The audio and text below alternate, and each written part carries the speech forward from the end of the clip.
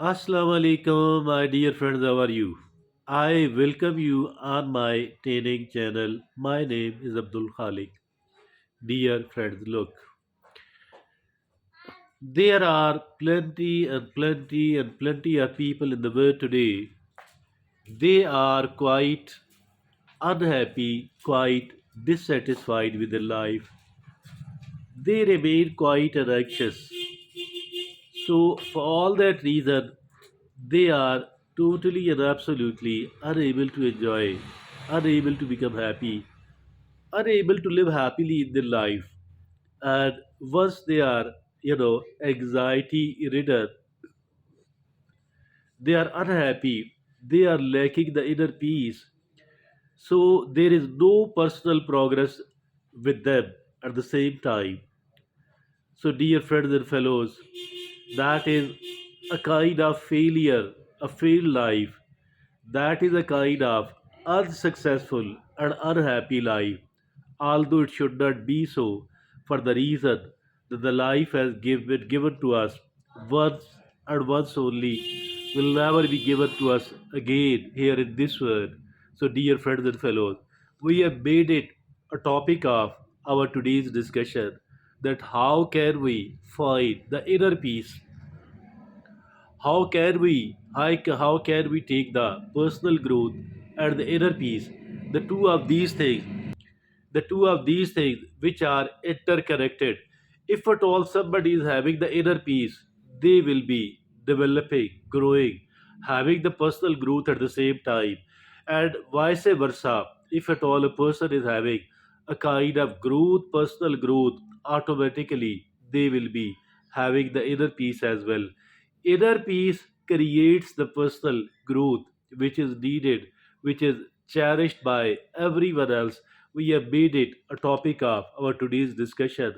And during today's topic, today's discussion, I'm going to disclose the six things which are going to provide us with the inner peace and the personal growth as well.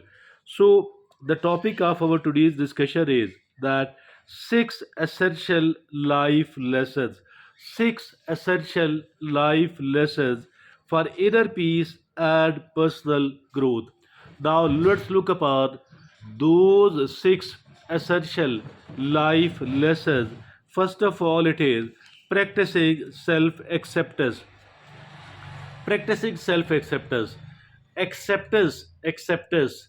If at all we are not accepted by other people, it is no problem at all as long as we have accepted ourselves. And if at all many of the people have accepted us, but we don't accept ourselves, so this will be quite a miserable life.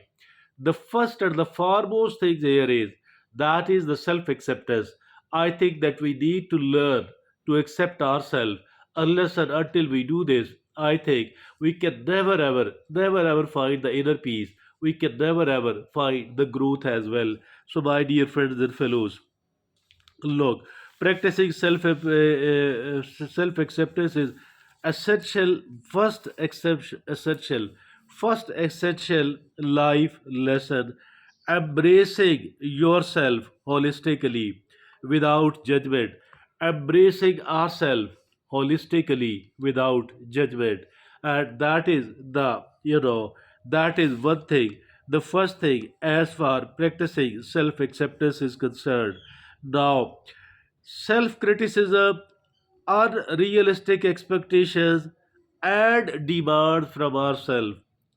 Self criticism, unrealistic expectations, unrealistic demands from we ourselves.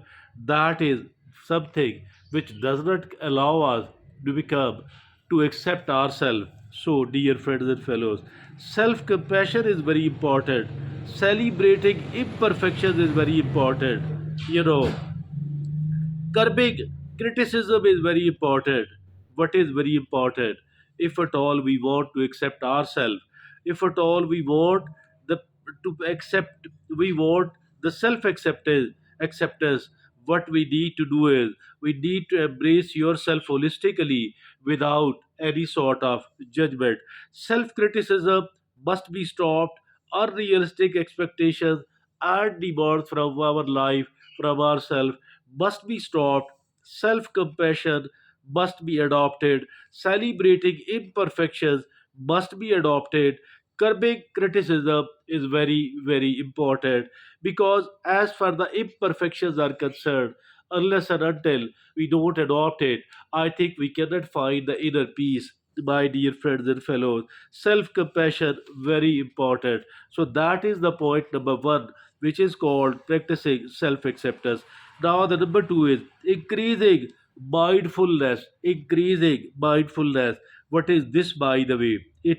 It creates resilience and it develops the cognitive flexibility. It increasing mindfulness because it makes us resilient, because it increases the cognitive flexibility, what we can do.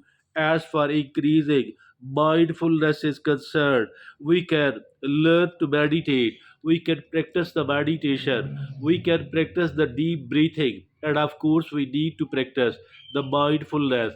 What is meant by the mindfulness? It is a state of mind, a state of a state of mind achieved by focusing one's awareness on the present moment while calmly acknowledging and accepting one's feelings, thoughts, and bodily sensations.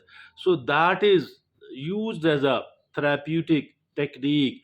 We need to adopt the mindfulness, we need to increase the mindfulness by meditation, by deep breathing. So that is the second out of the six most important life lessons. And now the third life lesson. A third essential life lesson is the freedom of forgiveness. I think this forgiving is very, very important because holding on to holding on to bitterness, holding on to anger, holding on to blame causes suffering and stunts growth. Dear friends and fellows, we need to release the regrets and the grudges. As for the regrets about our own past life is concerned, it must be washed away. We need to learn whatever we can and then go ahead. Also, we need not to hold the grudges because holding the grudges, that is nothing less than poisoning our own mind. We cannot afford to. Nobody can afford to hold the grudges at all because that is highly and absolutely and totally toxic one. We need to do, we need to increase the mindfulness as it creates the resilience, as it improves the cognitive flexibility in us. Meditation, deep breathing is needed. Now the third essential life lesson is the freedom of forgiveness. This was the third one. I think we need to forgive the people, not to hold the grudges, not to hold the grudges against anyone else at all. Now the fourth essential life lesson is embracing change and uncertainty. Embrace the change, embrace the uncertainty. Very, very important indeed because beat life's twist and turn with open arm, because the life will twist us, because the life will turn us, and we need to embrace all that with the open arm because the life throws the curveballs at us. So we need to embrace it, we need to accept it, we need to meet the life's twist and turn with the open arms, and we need to accept the curveballs the life throws at upon us. Step outside your comfort zone and find inner peace. We cannot find the inner peace unless and until we succeed in finding, unless and until we step out of the comfort zone. We cannot find the inner peace at all. We cannot find the inner peace at all. So, dear friends and fellows, meet life's twists and turns with the open arms because the life throws the curveballs at us upon us as well. Step outside your comfort zone and find inner peace. Now the fifth is giving and receiving the gratitude. We need to be grateful to all the things Allah subhanahu wa ta'ala has given and gifted to us, although we have not been given everything else and we are lacking many things. Despite all that, there are certain things which are very, very important, very, very useful. Life, we have been given the life, we have been given the health, and despite all that, we have the precious limbs. And I think these things cannot be bought, not even with the billions and billions. So if at all I am having certain important things, I need to become grateful to Allah subhanahu wa ta'ala. And likewise, although there are certain problems, difficulties, challenges, the curveballs of the life, despite all that, I am safe from the many of the things. And if at all I am safe, I have been spared, I have not been given many of the troubles. So I need to become grateful, and I need to become grateful to Allah subhanahu wa ta'ala. I need to become grateful to the people, dear friends and fellows. And the sixth and the last is pursuing meaning and purpose. I need to have the meaning, I need to have the purpose in my life. If at all my life is free of the meaning, if at all my life is free of the purposes, so it does mean actually my life is absolutely useless. I need to have the purpose and the meaning in my life. I must have the great cause in my life which I am seen pursuing, lacking the great, lacking those great cause, lacking the purpose and the great cause in my life. That is something which spoils the life and which makes it absolutely tasteless, purposeless, and there is no satisfaction, no inner peace, because I'm just spending the life and I'm not living up to any great cause, up to any great purpose. Thank you very much.